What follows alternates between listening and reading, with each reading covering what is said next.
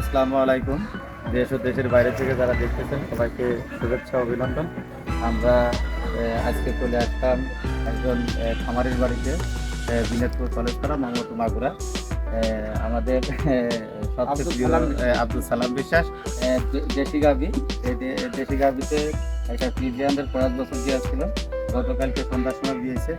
ভাই, আপনার এই যে গরু, আপনি এই যে বাছুরটা দেখুন, বাছুরটা ধরে নিয়ে আসেন একটু। এই যে বাছুরটা পায়ে কি আপনি খুশি?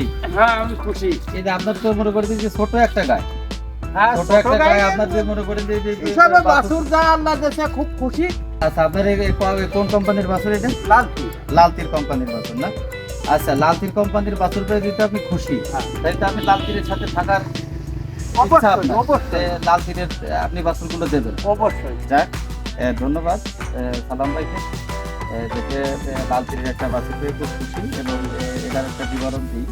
এরা একটা সারের নাম হচ্ছে ডেভিড। লালতিরের একটা ৭৫% সারের বাচ্চা দেওয়া ছিল। তার এই অনুযায়ী তার একটা বকনা বাছুর করেছেন। আমরা তার এই গাভীর থেকে একটা বকনা বাছুর পেয়েছে, সুন্দর একটা বাছুর হয়েছে। সবাই তার জন্য দোয়া করবেন। সবাই ভালো।